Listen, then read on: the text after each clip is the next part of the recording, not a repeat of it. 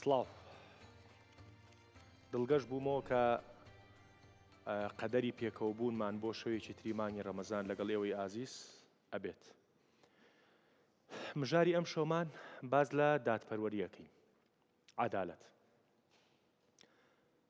زۆر بە ڕاشکاوی لەم بەرنامەیە ئەپرسین لەوەی کە ئایا دادپەروەری لە ناو کۆمەڵگەی موسڵمانانە هەیە؟ ئەگەر هەیە هەروەکو دەقە ئاینیەکانە نووسراوە و جێبەجێ ناکرێت، یان ئەگەر زیاڕۆی نەبێ نییە بۆیە جێبەجێ ناکرێت وەکو پێویست. بابەتەکە تۆزێک هەستیارە و ڕاشکاوی ئەوێت، بۆیە لە دکتۆرە پرسم دادپەروەری لە ئیسلاما هەیە؟ هەگەر بەرسیفێکی کورت بدەم و پاشی مەجای بدێ من و کاتی بدێ من گو ئەو بەرسیفی کورتجی من ڕوونی بکەن. ڕەنگە وەڵامەکەی من ئەوە بێ بڵێم بەڵێ هەیە. ناتوانم ئەوە بێژم. ناتوانی بڵێ هەیە؟ ناتوانم ئەو بەرسیفی عام بدەم. باش. جبەر گۆ تێکلێکی زۆر گەورە ناوجڤاکی دەهەیە دنابەینا شەریعەتی ئیسلام و دنابەینا فقهی ئیسلام. باش. دادپەروەری د ئیسلام دە شەریعەتی ئیسلام دەهەیە بێگۆمان هەیە. لێ دادپەروەری د فقهی ئیسلامی دەهەیە نییە. ئەو بەرسیفی زۆر کورت. لكن ئەو بەرسیفەی کورت زۆر کەسی هەیە احتیمالە ئەو جوابی من نەگهێ نەبدلیوی بێ یانجی محتاجە مەبۆی نەڕوون بکەم. دادپەروەری د شەریعەتی ئیسلام دەهەیە بێگۆمان هەیە. جبەر گۆ شەریعەتی ئیسلام چییە؟ شەریعەتی ئیسلام قال الله وقال رسوله. شریعەتی ئیسلام و قورئان و سنەتی پێغەمبەر عەلەیهی الصەلاة والسلام. بێگۆمان دادپەروەری د دینی ئیسلام دەهەیە. یەک ji navê Xwedê Teala عەدالەت e. Emrê pêxember عەلەیهی الصەلاة والسلام بە مسلمانان بۆ عەدالەت هەیە. Emrê قورئانا پیرۆز بۆ مسلمانان بۆ عەدالەت هەیە. ولا يجرمنكم ئاەتی قورئانا پیرۆزە ولا يجرمنكم شنآن قوم على ألا تعدلوا اعدلوا هو أقرب للتقوى. بەرەوە دەحف نەدێ بغزێ گۆ د دلێ وەدەیە بۆ ئینسانێکی گۆون مافی وینا بخۆن عەدالەت الگەلوی بکن تەبلغ احتیمالە کێشەیی هەیە. ابن حجر هەیتەمی عالمێکیش عولەمای شافعیایە کتابێکی نویساندیە 40 حديثا في العدل. 40 حديثی پێغەمبەر عەلەیهی الصەلاة والسلام د عەدالەتێدا. بەرسیفش بە ئەو د شەریعەتی خوا د شەریعەتی ئیسلام دا بێگۆمان عەدالەت هەیە. ولكن بەداخەوە عەدالەت دادپەروەری د فقهی ئیسلامی دا نییە. ئەوژی گەرەک کەس خەڵک فێم بکی فقهی ئیسلامی نە شەریعەتە. ئاەتی قورئانە پیرۆز دادکەوێ ئەمری مسلمانە بحکمێکی دکێ. ئەو حکمی مسلمان ئۆتۆماتیکیان تەطبیقی نابێ. ئەو کەسێک گۆ دەبێژێ من حکمی شەریعەتی ئیسلامی تەطبیق دکەم نەڕاست بێژی خۆ دخاپێنێ. حکمی ئیسلامی حتا تەطبیقی بێ محتاجی عاقلە. عاقلێکی ئینسان ئەو حکمی ئیسلامی دەرباسی عقل بێ دەرباسی مەکینی عقل دەبێ عقلی ئینسان تەرجەمەی ئەو مەوزوعە دەکێ. د تەرجەمە د ناوی فهمە ناوی فقهە. ئاەتی قورئانە پیرۆز بۆمە خۆش دنیا دیارکردن گۆ فقه بمعنى فهمە. حەزرەتی موسا دەمێ گۆ داخواز کردیش خودی تەعالە گوتیە یەفقهوا قەولی. جماعتش شعيب قلتنا إنا لا نفقه كثيرا مما تقول. ففقه بمعنى فهمه. فهم مسلمانان فهم إماما خذ تعالى جوارازي بخدمتك يزور مظن بمسلمانان كرنا. ولكن أو فهم وانا قريداي واقعي وابو قريداي تجربة واي بشري بو قريداي تجربة إنساني أو سردم بو أو يك أو مبدأ نبو إسلامجي أو مبدأك يا عامة فرقك زور قورها ينا بين مبدأ ونابين تطبيق مبدأ. ما يزاك استال دنياي فكري شوعيتها شوعية فكرك تموافق بالقلت نموافق بالقلت موضوع أكيدية. ولكن فكرك تطبيقي أو فكرة زور جداب تطبيق اتحاد سوفياتي قد صالي نطيدة أو أنما نابين فكرة شوعية من بردوامكم يكسانية نابين فكرة شوعية للصين. علمانية جي فكرك مبدأك تطبيق علمانية لتركيا علمانية ديجي الدين بو. بينما تطبيق علمانية الأوروبا حيادية بو. عين مسألة جي مسيحية تميز بك مسيحية فكرك مبدأك تطبيقي وينال سروي عردي تطبيق مسيحية كان الشرق جداية غرب. عين مسألة جي فكري مسلمانان فكري إسلامي تطبيقي وينال سر أرضي واقع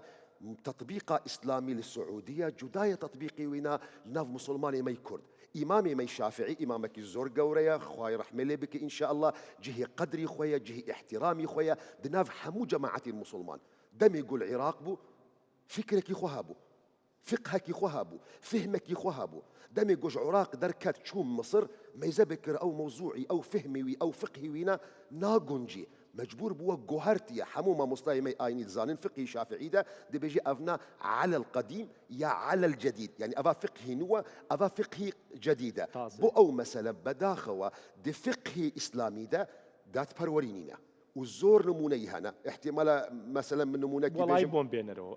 بويك واضح موضوعي كفاءة موضوعي كفاءة الزواج ده باش استا مثلا دي فقهي مي شافعي بخويني تزور مسائلها ببيني ما كبرها محمد مسلمان تبي بيني والله كشكي عرب نابي قال جنجكي مسلمان زواج بكي يانجي اجر يانجي ام بيجن اجر نازانم ون بصوراني كد بيجن ما بكرمان جد بيجن على كشكي سيد بي يعني شريف بي مقصد بي منسوبي آل البيت بي اجر كشكي سيد بي ناتوان القل مسلمان كي نورمال زواجي بكي أو فقه شافعية أو فهم شافعية أو نشريعتي إسلام شريعتي إسلام بيخنبر عليه الصلاة والسلام برنجك الزور واضح دبيجي إذا جاءكم من ترضون دينه وخلقه فزوجوه أجر جنجك مسلمان هات خدان أخلاق خدان دين كتشي خبدني ده أو كتش عربة أو كتش تركة أو فارسة أو كردة بيجو بيخنبر عليه الصلاة والسلام ما يزبك لقوميته عشيرته أو مسائل هنا دي فقه مي شافعي ده بداخة وموضوعي كفاءة تجاوزي موضوعي عشيرة ونسب وجهشت يا مرحلة صنعات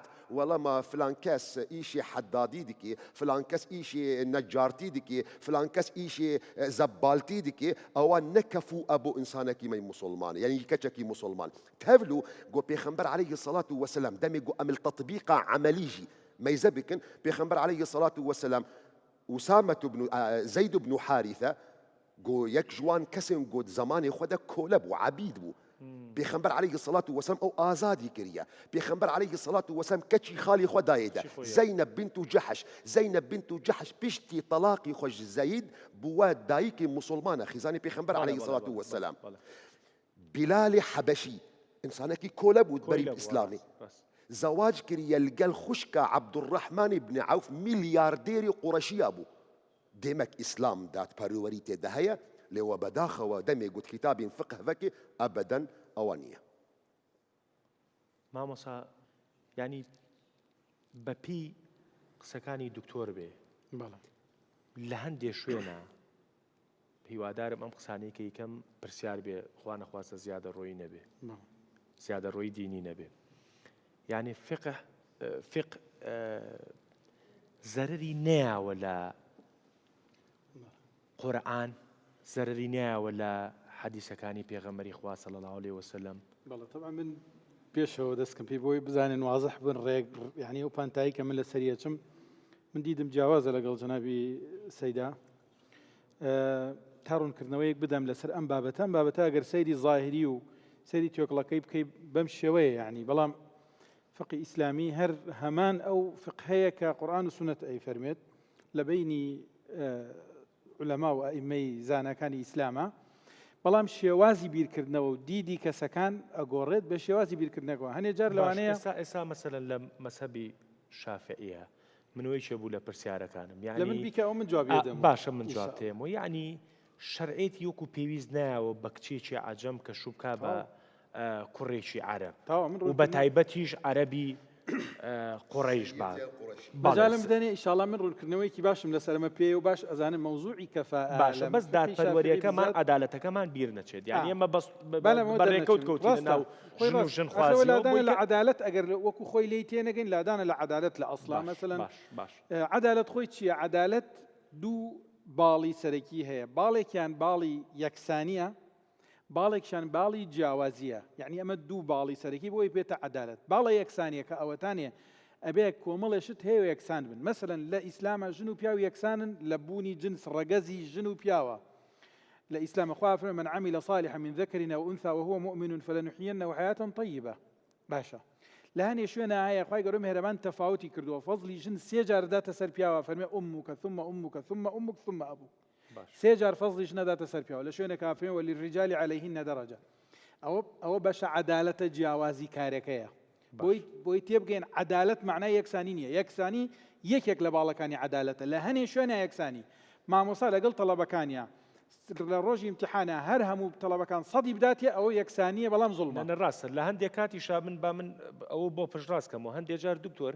ینی نائەدالەتی یەکسانیە عەدالەتە. مثلا بۆ نمونە نایەکسانی عەدالەتە، هەندێک جار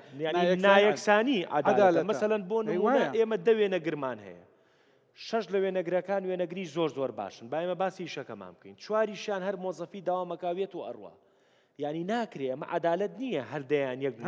موچیانە بێت. بەرەوە هەندێک جار نائەدالەتی عەدالەت. بەس ڕێم بدە لە بەرەوە شوبهە بور و ژێنرێ زۆری ئەوێ تا ڕێککرێتەوە. باشە. کەواتە ئێمە یەکسانی وتمان یەکسانی باڵێک لە باڵەکانی عەدالەتە. دادپەروەری هەنێکی نەتەفاوتە، جیاوازیە، جیاوازی لەبین.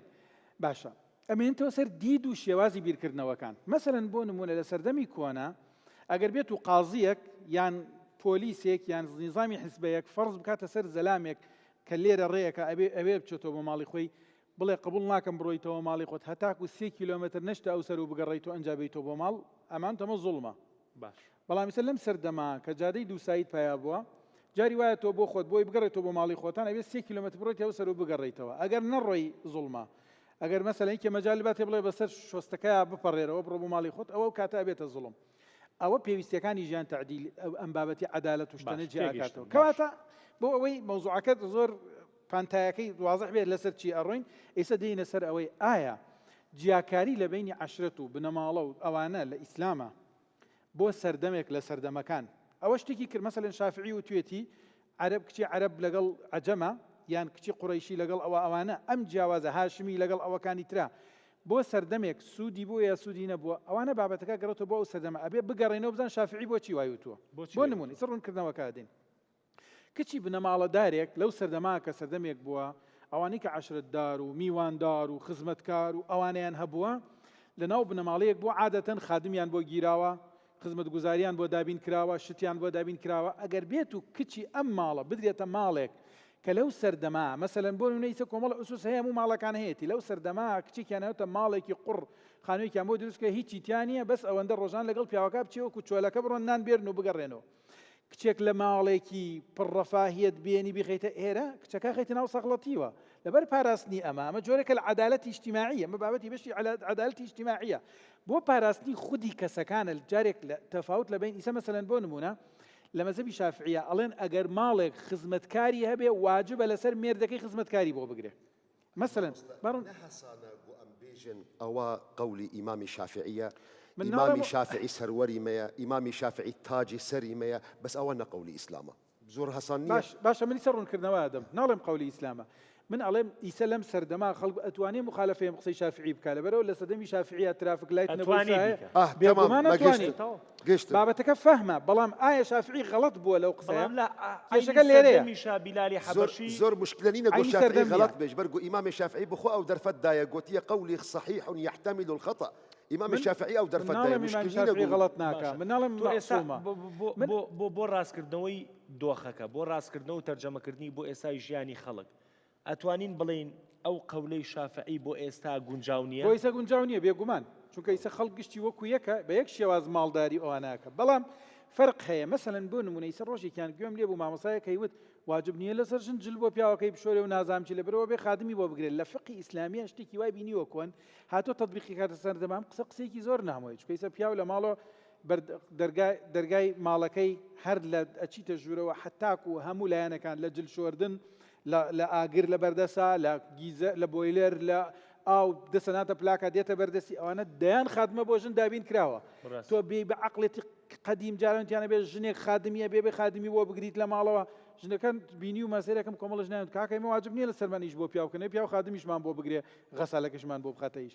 مەسەلەی تەطبیقکردنی شێوازەکەی یعنی هەر گەیشتنە لە واقعەکەی ئێستا واقعە یعنی مەسەلەی ئەمر ئیسە مەسەلەن بۆ نمونە ئەوەش جۆرێکە لە نائەدالەتی هەندێک کەس لە پێناوی ژیانی خۆیان ئەچێ ئەو سەردەمە بە نمونەیەنێتەوە بۆی زۆر غەڵەتە زۆر تێکەڵکردنە. یعنی شافعی لەو سەردەما کەوتوێتی بۆ پاراستنی حەقی ئافرەتەکەی خۆی کەفاءە ئافرەتی سپادەی لێگاتە پیاو. يعني أصلي كفاءة أفرد زور حسانة قوما بيجي شافعي تمثيلي إسلام ناكي وتواش وقتی گو بگو شافعی تمثیلی اسلام ناکی احترامی وکیم نابی احترامی وکیم نابی بو بشر وقتی گو بو بشر ما تتوانن هرم قولي شافعي وردم قولي ما مستجاسم هرم اي دكتور اختياري خبكم تواو سيدا ما بحث اسلام هەرێگوکو ئەوە نابێت ئەگەر بۆ نمونە مامۆسایەکی ئاینی با تۆزێک مرتبەکە بێنینە خوارەوە مامۆسایەکی ئاینی کە قسەیەک کا دژی یا لە بەرژەوەندی ئیسلام نەبێ بڵین ئەوە نمونەی ئیسلامیە مەسەلەن بە نمونە ئیسلام ناکە تەواو مە کێشەمان لەوە نیە بڵێن هیچ کەسێک غەیری پێغەمبەر صلی الله علیه و سلم لە مرۆڤ تەمسیلی ئیسلام ناکە ئەبوو بەکر سیدیقیش ئەمە کێشەمان لەمە نییە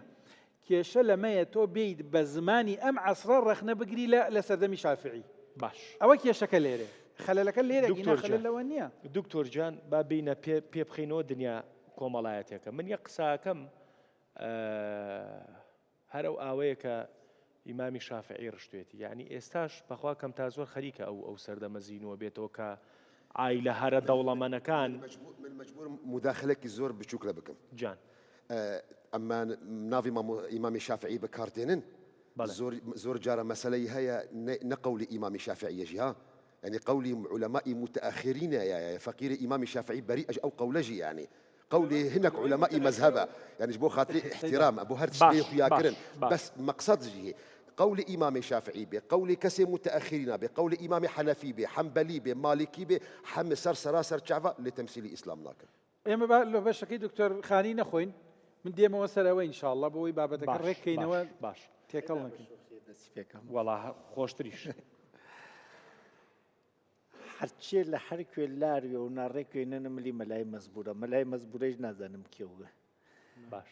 وام لە خوڕماڵا و مەلایەک خەریکە وتارەکە و منیش چوومەسە تەعزیەکە و ئەمە پشتی ستونیەکی مزگەوتە گەورەکەی خوڕماڵا مەلاکەوتی قسەیەکی گروتی دکتۆر خانی قسەیەکەکە پیاوێ لە لامەوتی بەخوا قسەیە جوانەگرەوتم بەخوا ڕۆحم خەوەری لێت وەلێ خۆ باشە قسەکە جوانە باوتیانێ من کردو مەعایبی نییە قربان ئەگەر لەسەر عەدالەت قسە بکەین وەکو دادپەروەری مەفهومێکی فەلسەفیە مەفهومێکی ئەخلاقیە و مەفاهیمی فەلسەفی و ئەخلاقی تۆ وابزانە دین هەر نییە هەر هیچ دینێک نییە بەشەر ئەگەر بوو پێویستە بۆ ژیانی خۆی ڕێو ڕەسمێک دیاری بکە بۆ بتوانن وەیە کۆ بژین ئەگەر یەکێک هێرشی کرەسەر یەکێ چۆن بزانین خەتایە بۆیە ئەقڵ لەراتێتە ناو بۆ ئەوەی کە ئێمە بە ئەم کەرەسە کە ئێمەی کردووە بە سەروەری عالەم تەبایی لە بینی خۆمانە لە ناونەوەی تەبایی ژیانی دادێک بێت دادوەریەک بێت ئەگەر کەسێک خەتای کرد بەری برین و ئەگەر خەتاکەی گەورە و نەبەخشیا سزایەکی ڕێکی خەتاکەی بدەین سزاکە حەقمان چییە ئیسلامە مەسیحە بۆیە فردەوسی قسەیە زۆر جوانەکە ێژێ زیەزدان و ئەزما بەران کەس درود کتارش خرد باشد و داد پود ێژێ تەونێکمان کردووە تانوپۆیەکی هەیە ئێمەی چوو خوا ڕەحمەت لەوە ئەنێرین ئەم تەونە تانەکەی ئەقڵوێ و پۆکەی عەدالەتوی هەر کۆمەڵگایەک تانی ئەقڵ و پۆی عەدالەتی واتیە تەبایی و گەشە و ڕەحەتی ڕووی تێ کردووە چی جەنابی ئیمام شافعی بیفەرمێت چی کەسێکی ماتریالیستی ئیمڕۆ بیفەرمێت بۆ یەکانە ئەمە بە عەقڵانیەت ئەدرێ لە دین ئەگەر دین عەقڵ لە ئینسان بسێنێ ئیسا ئادەی عەقڵ لە من بسێنە بزانم کام تەکلیفی دینی مەمێنی ئەی باشە عەقڵی ئیستای من و عەقڵی 20 ساڵی تری من هەر یەکێکە ئەو ڕۆژەی کە عەقڵ گەشەی کردو لە بەشەریەتە ئەگەر 1000 ساڵ لەمەوە بەروێت بەشەر هەردوو گوێچکە و چاوی هەیە وەلێ ئایا مشکی هەر لەو جێگەوە دەست پێکا بەشەری 1000 ساڵ لەمەوە بەردەستی پێ کرد ئێمە بیرکاریەکمان بوو بە مەبنای سێ ئیشیە کرد ئەیوو 1 2 3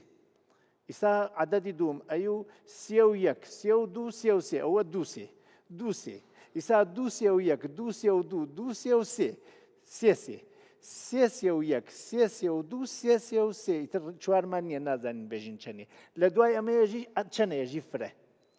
بە 12 لاوە تۆ فرە چون ڕقەمنەوە لەمەولا 6مان دۆزیوە جین دروست بوو 2 جین 1 جین 3 جین لەمەولا دۆزیەوە بنی عەدەد نەما عەقڵانیەتێکە ریاضیاتەکەی بە دەهدەهی ئیشەکات زۆر جیاوازە لە عەقڵانیەکەتێکە بە سیان ئیشەکات ئێستا عقڵی ئەمە گەیشتەسە کوێ بە ساڵی نووری دنیا ئەو وەختەیان و ئاسمان ئەو نەپانە هەڵۆیەک 70 ساڵ هەر بڕوا و نوێسێ دێ 70 ساڵ هەر بڕوا و نوێسێ چەندێکە خۆ 2 دقیقەی نور ناکە ئێستا ئێمە بە 48 میلیارد ساڵی نووری خەریکین قسە دەکەین بۆیە ئەقلانیەتەکە گۆڕیاوە هاتکە بەرەو ئەم لا بەڕای من ئەبێ بە ئەقلانێتی ئیمڕۆ بۆ ژیانی ئیمڕۆ قسە بکەین وەگەر ئەمە قسە بکەین بچینۆ دواوە لە سەردەمی ئیسلامە جەماعەتی هەڵکەوتن وەکو ئەشعەری و معتەزلە ئایا چاکە خۆی چاکە یا چون چاکە چاکە یعنی ئایا خوا هەرچیەک ئەکا چاکە یا خوا ئەزانێت چاک و خراپ چییە ئەچوە خاسەکە ئەکات من ناچمەوە بەحسە چون ئەوە ئەوێتە بەحسی قەدیم و جەدید و ئایا عەقلانیە دوا لە پێش لە تەسمیمی خواوە یا لە دوای تەسمیمی خوا ئەوەی کە ئێمە بێژین چاک مطلق چاکە یعنی خوا هەرچێکی کرد چاکە هەرچی ئان خسرە و کۆنات شیرین بووت هەرچی ئەو بیکا شیرین یعنی ئیتر شیرین پێش لە ئەو نییە ئەو هەرچێکی ئێرادە کرد شیرینە پێچەوانەکەی چی ئەتوانی بێژی ئەگەر عەقلانیەتی هاوردە مەدان کە معتەزلە لێیان ترسیان وتیان ئەمانە تەکفیریان کردن وتیان بەر لە ئەوە خوا هەڵببژێرێت چاک و خراپ دیارە خوا خراپ هەڵنابژێرێت چاک هەڵبژێرێ بۆ یەکانە من ناچمە و بابەتە بەحسێکی فقهی و اختصاصی من نییە بەڵام تێنە ئەم لاوە ئێمە ئەگەر ئیسا من قرارە قسە بکەم بڵێ عەداڵەت شتێکی عەقلیە و فەلسەفیە فەلسەفیە یعنی چی فەلسەفی ینی مەتافیزیکیە ئێمە ئیستا لەرا دانیشین حتا بەیانی لەسەر ئەم بابەتە قسە بکەین ئالەوێ هیچ شتێک یەکسانە بێ یا نایەکسانە بێ چون فەلسەفە ئیش ناکە بەس قسەکە ها لە مەقامی نەزەرا و هەر قسەکە و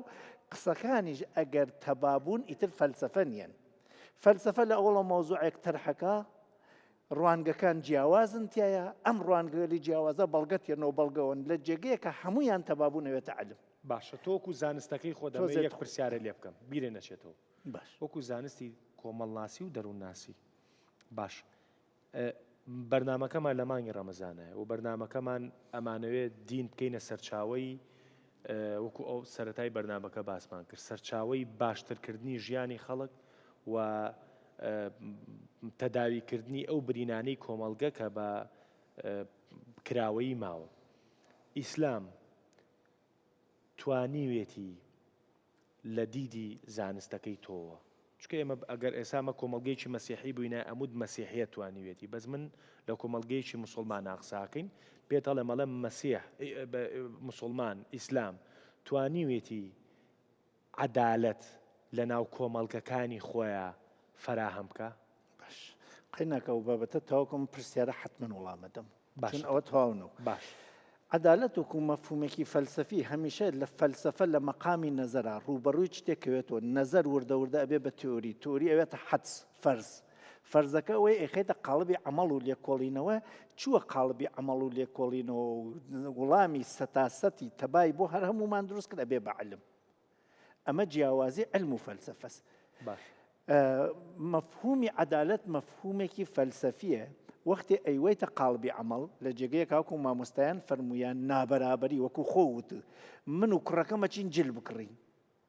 بەرابەریە من و کوڕەکەم هەرکمان یەک پارچە بسێنین وەکو یەک بیدورنەوەڵە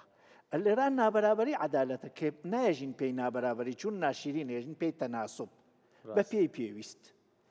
لە جێگەیەکی تریچە بەرابەری پێویستە ئێمە هەرکمان گیانمانە بۆچی تۆ حاکمی و من خادمم ئەشەی تر حورمەتی من نەگیرە هەرکمان کەرامەتمان نییە وەک قورئانە فەرمێ وەک کان تێژێ بەشەر خۆی هەدەفە و نابێ بیکەیتە کەرەسە بۆ هیچ شتێکی تر بۆیە مەفهومەکانی عەدالەت زۆرن چمکەکە ئەکرێ بە شێوەیەکی مختلف بێژی تر من ناچمە سەری بەڵام پرسیارێک لە من کردوت ئایا بە نەزەری تۆ ئیسلام توانیوێتی من جارێ ئیسلامیش تەحویلی دینەکەم باش چون دین فراوانترە لە ئیسلام باشە دین توانیوێتی چون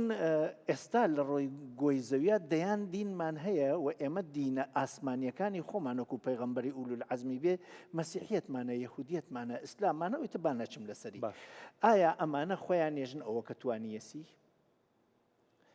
بۆ یەکانە با دین فراوان تماشاکەین جێ بدەینە ئەو دینەکانی تریش شینتۆیکی تێبێت بودایکی تێبێت زەردشتیی تێبێت ئایا دین پەیامێکی هەیە بۆ نابەرابەری بێژە خەڵکەکە بێن تا من نابەرابەرتان کەم بوونە پەیرەوی من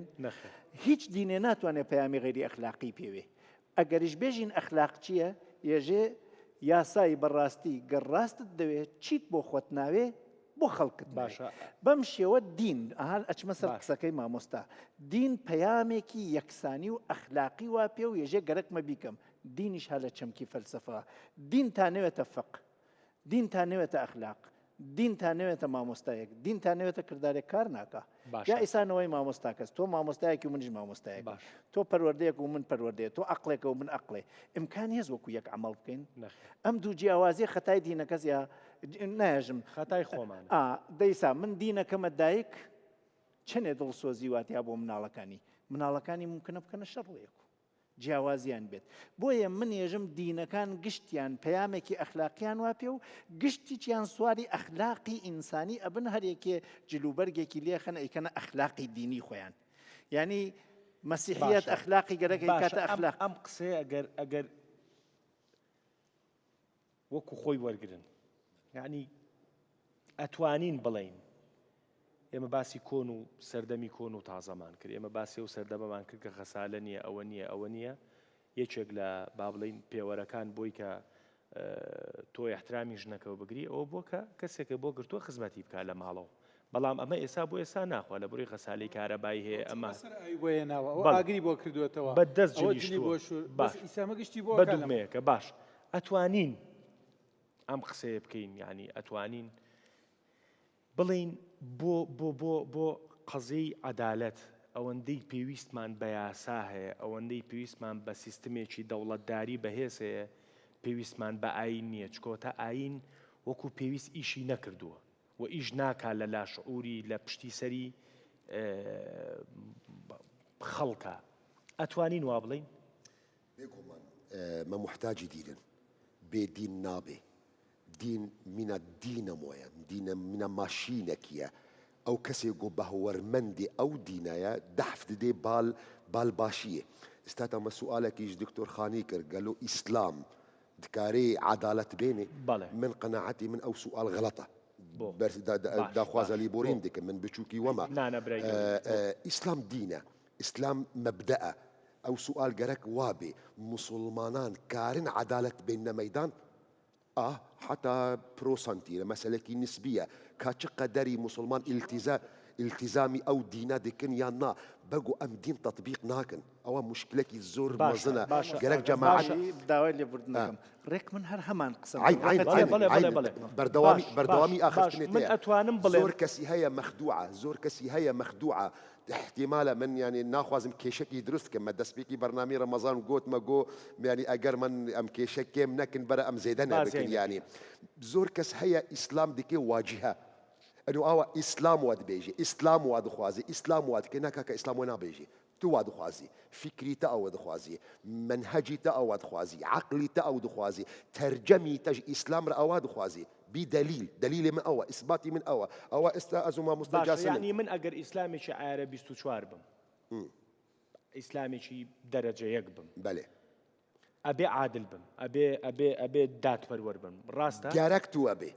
من واب جارك جبير نكا أو نقطة بيت جبير نك جارك توابي ولكن تطبيقي ونا واقع إسلام داخواز ديكي هرتشت ما ينبغي أن يكون تشتي جو جارك ببي أما تطبيقي عملي تابعي إمكاناتي تيا تابعي واقعي تيا ما زور كس هنا ما ظانم أو باشية بس حظوظي نفسي من قبولي ناكي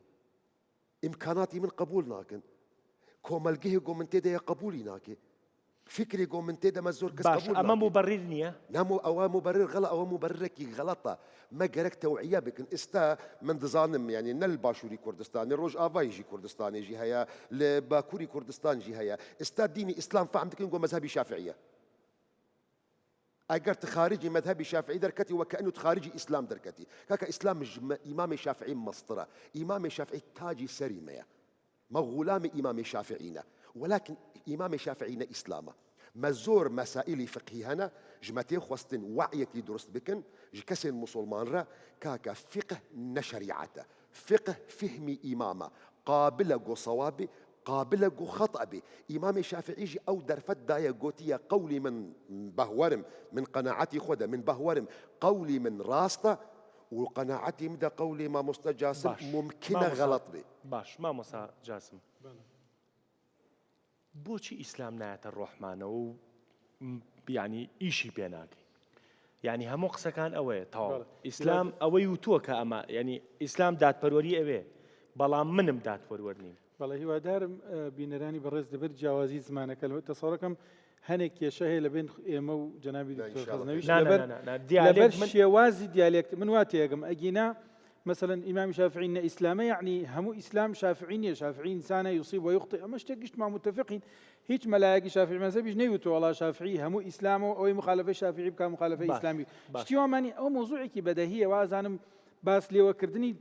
درتون لأصل بابتك دات فروري بابين وسر بابين سر أوا مثلا بون نمونة يسلم کچێکی خەڵکی حاجی ئۆمەران هەڵ ناو بەفر و ئەمانە باش کاتی ئەچێت شنە خوازێ بچێت لە مەحکەمە شکات کە لە پیاوەکەی بژێ وەڵام ئەم پیاوە بەس پەنکەیەکی بۆم سندەوە چلەی هاوین پەنکەی ئیشەکە حەکمێژەی پەنکە زیاتر بۆ چێکاک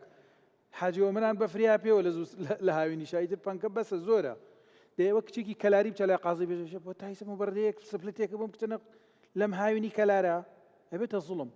یەک بابەتە ئیسلام ناتۆ باسی پەنکە بکە بێژە پەنکە بچێنە سپلت بچێنە إسلام آتو أفرمي إن الله يأمر بالعدل خواف فرماني بعدل كردوا لو ملافت وادا عليه واجب لسر بياو جني خواص بانجيكي بوب سنة لكلاري ما فتوا عدن يجن سبلتي بونا سنة باري بيقول أحباري شكب مبردش فين كي ناقات بويتي يبقين لبابتك در نتشين أما موضوعا بابتي كي اجتهادية لشيواز خواف فرماني بعدل كردوا تو برسيارك لجنابي دكتورة كي بي علي آية إسلام عدالتي تيايا على فقه تيانية فقه عدالتي تياب وهر يك لو أنا بشكل لعدالته بو سردمك شكو بابتي اجتهادية لتطبيق كردنو الشوازي داناني لجيكا أو بابتي حكمتها برحب بابي نسأل برسيارك نازم توتشي باشا من برسيارك أو عدالة إسلام موجودة أشترى بد ما خيا كرنا في مسلمانة بيستو دولتي عربا عدالته كرد سري خوراكي داخوازي دولتي خوبك داخوازي كردستان بكي تشمسية إسلام خراكر تعدالة خراكر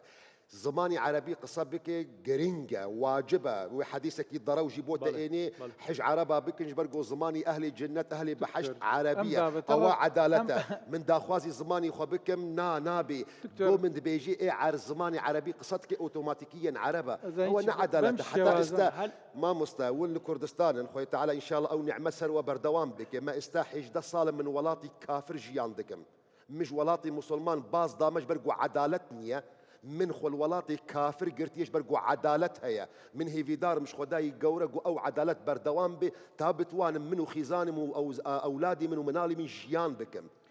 بامن عفو سيدا جان بفورا من أجر عدالة الولاتي مسلمانة هي أجر عدالة الولاتي مسلمانة هي أجر على عدالة نف مسلمانة ده هي بيرسياري مبومن بك بوتش استات الأوروبي زور باشا من جوابي متهدم إن شاء الله طبعا بابتك درتشو تقريبا لقالبك درتشو بابتك بوسر سياسة عدالة يعني عدالة سياسي بابلين درتشو لمسك عدالة اجتماعي عدالة قانوني بو بشجيرية چیش نك بو بشجيرية چیش بو برچاورونية چیش بو قسەکانی دكتور يعني تو سير ك مثلا اسماعيل بيشكچي تنها لسروي ك پشگیری کوردی کردو چۆنی تورکەکان سەیریەکەن خۆ لە ناو دەوڵەتێکی ئیسلامی شایە مثلا هادی علەوی مثلا چۆنی سەیرەکرێ مەبەستم دەرناچین باشە بەس مەبەستم ئەوەیە بۆچی عەدالەت لە ناو موسڵمانانە یعنی مەچینەی ئیسلام نەیتوانیەوە لە ناو منێکە من چیرۆکێکی دروستکراوت بۆ باسەکەم بۆی تێبگەی لەمە نازانم چونکە ئیسا بابەتەکە بشڵەژێت نمونەیەکی جوانی حاجی ئۆمەران و ئەوە تێنایە ئەوە نمونێ ڕوون بوو من هەر ئیسا من نمونەیەتر تێ مەجبورم یعنی تەمسیلێکت بۆ بکەم باش مناڵێک هەیە باوکی ئیشی بۆکە هەموو ڕۆژێک هەموو شتێکی بۆ دابینەکە وەزعیان باش دەوڵەمەند نازانم چی من لەگەڵ هاوڕێیەکمان لەگەڵ کاک دەروونە پلان دانێن چین لە شوێنێکە باوکیە کوژین سارەکەی لێسێنین دوای تێن پارەکانیانەوەین مناڵەکانیان ئاگایان لەمە نییە دوای تێم ئەم مناڵان دێنم لەسەر خۆم مەسەلەژم گوناحە ڕۆژانە 2000 دەمە دەست تێرمە سەریانە مناڵە وا گەوراکەم کە من خێرۆ منم لە کاتێکە لە پارەکەی باوکی خۆی من دەوڵەمەند بووم پێی لە پارەی باوکەکەی خۆی دنکەیە دەمەوە دوای ئەوە مناڵە گەرەێکی بچێتە مەکتەب من سیر منەکە پارەیە دەمێ شمنانە مەکە تۆم ئیشە بکە من هەموو ڕۆژێ خواردن دەمێت تا مستەقبەلی تێکەدەم هەتاکو ڕێڕەوی ژیانی گشتی تێکەدەم ملیەکە لە دوای ماوەیەکۆ دێن ئەو کاتە من کەسێکی چاکەکار و خێرخوازم ئەو مناڵە ژێردەستی منە ئەوێ هەتا مردیش کۆیلەی منە چکە من گەورم کردووە ئەم لەم فیلمە تێگەیشتی ئەم فیلمە ئێمەین باش کاتی خۆی ئەوروپا لە حروبی سەلیبی دێت مسلمانان و عولەما و زانەکانمان لە ئەندەلوس و لە شوێنەکان کوت ئەکا کۆمەلگا و مجتەمەعمان گشتی تێکەداتە ملیەکە دێت هەرچی حەزارە و کتێب و مەختوتە و زانە و علم و شتمانە گشتی ئیستیرا دەکە بۆ لای خۆی دێت ئەفریقیا دەوڵەمەندترین لە تاریخی بەشەریەتە لە ئادەم و هەتا قیامەت دەوڵەمەندترین مرۆڤ مەنسا محەممەد هێنا موسایە مەنسا موسا سەرۆکی ئەفریقا بووە لە مەتەقەی مەغریب بووە دەوڵەمەندترین مرۆڤە کەس نازانێت سامانی چەنە یەکەمە لە تاریخە قەت کەسەنە دەوڵەمەند نەبوو ئەفریقیا دەوڵەمەندترین وڵات بووە لە ئاڵتوونی سوورە بەهۆی دزین و بردننی ژێرخانی ئابوووریان و بەم شێوازەیە کە ئیسە نەوتی کوردستان و عێراق ئەبرێ و خەڵک وەسی خۆی بەلێشا و لێ ئەبا بەم شێوازە ئەفریقیان کردوتە ئەوەی کە ئیسە هەیە ئیسە ئێمە ئەفریقیان تیکەی ناندێنێ خێرمانەگەیە بابەتەکە بۆ سیاسی دەرچوون لە مۆزوعات بابەتنا سیاسیە بابەت سیاست بەشێکەش عدالەتی سیاست بەشێکەش عدالەتی ئەو کاتە إمام ابن القيم وابن تيمية دبيجن إن الله ينصر الدولة الكافرة لو كانت عادلة خواي قورا نصرتي دولتي كافر دكي أجر عدالتي هبي وأجر عدالة الدولة إسلام جنبي خدي تعالى نصرتي أو ناكي موضوعي سياسة موضوعي بشكش موضوعي عدالة على ذلك جو أو مسألة قورا ترى أما وتميزينم دو قرآني بيروز ده ديني سيدة حروبي الصليبي عدالة داش حروبي الصليبي بقى سيدة أودش منها ما بحسي إسلام دكم آخر حروبي الصليبي واي كردوهم من بروخيم استاذ سيدة حروبي صليبي تواو حروبي صليبي تواو باش ما مصاب عدالتي إسلام دبيجي وقاتلوا الذين يقاتلونكم كسي جو شري ودكن كسي جو دجمناطية ودكن شري أو كسابكن فقه إسلامي دبيجينا فقه إسلامي دبيجي أو كسي جو شري وجي دكن شري وان بكن ويكي دي هيا نافي جهاد الطلب إنسانك المال خدانشت وهي وش أو مثلا جهاد الطلب إنسانك المال خدانشت وميزيكي تنبوة هر شري بك ده مذهب استوى حساب مذهبي شافعي كر مذهبي شافعي وقلت موضوعي كفاءات هذا موضوعك دي بوتا بيجم تبحثي دي كيبو مسألة قرشي وكرد وعرب لا أو موضوع حام تركيبك من أمش سؤالك من زور بسيط سؤالك زور بسيط باش كابراكي حنفي مذهبي خو حنفي كاري لقال كاتشكي شافعي زواج بك سؤالي ما أبيت برسف بدم وشي نابي أزي برسف بدم جميع كسر قول ما جهدار بكن هارن فجرن كتاب الفتاوى البزازية على هامش الفتاوى الهندية دبيجين نابي بياوكي حنفي زواج بك الجلكتشكي شافعي إلا قياسا على الكتابية وكي جنكي مسيحي جهول ميزابكي والله سيدة باشا دسخش سيدة والله تله بالله هركس المجهدار بك كتاب شابكير يهر اللي فقرن كتابك معتمدة فقه حنفيدة باشا تواو كتابك أو أنا إسلامها أوفقها إسلام ديني عدالته إسلام أو أنا قلت يعني آخر بابتك دسخش بزور باشا أم بابتاني طبعا بروي بدأ أقوالي فقهية بقى الرئيسي كيسا لناو كردا لناو برسيارك دكتور يا مولا ببورە منیش گوێگرم ئەم بابەتە لە دادپەروەری دەرچوو طبعا بابەتەکە باس لە بۆست بابەتێکی سیاسی لە مۆزوعەکە نه سیاسی نییە دەردی یەک پرسیارەکە ئەمە عەدالەی سیاسیە نەک عەدالەی اجتیماعی ئێ باشە عەدالەی سیاسیش خۆ قەچێکە باسی وەشکەین خۆ هەزار دەیان تەوەرمان هەبوو گفتوگۆکە پێم وا بێ بینەر سوودی لێ بینیەوە ئەشی گەێنێتە بەم شێوازە سوودی لێ نابێت باش ئەوە ڕای خۆتە مامۆستا من یەک پرسیار لەناو قسەکانی دکتۆرا پرسیارێکم دەرێنە سەرۆکێکی کافری عادل هەڵەبژێری یان سەرۆکێکی ناعادلی مسلمان ئەوە سیاسەتە هەردووکی ئەوان سیاسەتە بزەبت باش جاری وای ئەگەر بزانم مسلمانەکە تطبیقی ئیسلام ناکە بۆ من کافرەکەی بۆ هەڵەبژێرم کافرە عادلەکە بەڵێ ئەو مستەجاسم ئەو مەذهبی مامۆستا جاسم مەذهبی فقهی گەرەک قوڕەشی بێ يعني اگر اسلامي نعادل الله بخير فقه اسلامي داون كرد ايش وغلام بن فقط لا غير اخرواني ايش سراكاتيه ايش عربايه ليه عربا قشتي قرشي سيدا من تصور يمكن دكتورات لفقه هاي بل سيدا ما توانم نقاشي بكم سكيتو او بو هر كسي بيجم استا خوي تعالى ان شاء الله ملتي ما يكرد حفظ بك ان شاء الله ناموسي خداد شرفي خداد عرضي خداد ولكن بري كان صال مصيبتك جورها تسري ما داعشي إريشي ملتي كرد كر باش حتى استاجي داعشي حتى قدرك هيا بوخ سؤال بكن بوچه هر خليفكي جوتي سر ايش داعش جرك داويا وينا القرشي به جبر قلت فقه ده دي بيجي الأئمة من قريش حديثك يضروا صار زماني بيخمر عليه الصلاة والسلام قلتنا باش آيف كبم أقرأ من بچووکیانەکەم ئەم ئاگرە ناڵێم ئەمان دکتۆرۆ ناگرین ینی باسەکە ئەگەر کاتەکە کەوتەوە بەردەستیان ناوان لە من زۆر باشتر دەزانن من زۆر لەسەری ئەو شتە ناچم باسێکی یاسا و ئاهینەکەم ئەخلاقەکەم باشە دەبام نەو پرسیارش لە تۆ بکەم حەزم لەو پرسیارەیە سەرۆکێکی بێدینی ئاتیستی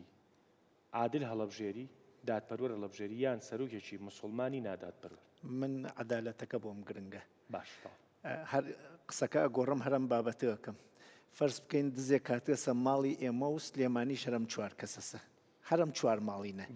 ماڵی منی بڕیگە و هەموو شتێکی بردەوە و من دزەکە ئەگرم و تۆ حەزەکەی من لێ بوردەوم یا عادڵم بیبەخشم یا عەدالەتی تەکا بکەم دزەکە کە لەگەڵ ماڵەکەی گرتوومە و ئیسا بیبەخشم یا عەدالەتی تەکا بکەم وەڵاهی عەدالەتی لەگەڵ بۆ لە بەرۆی ماڵەکەی لێ بسەنەرە و ئەگەر لە پیاوەتی خۆ بڵێ لێ سێنمەوە لێ سزای نەدەم بیوەخشم باشە دەی دوای ئەوە تێتە ماڵەکەی تۆ ژێژەیە چە بڕم ڕاستەکە ڕاست کۆمەلگا پێویستی بە بەخشین نییە جوانە بە ئەخلاق هەیە ئەخلاقیش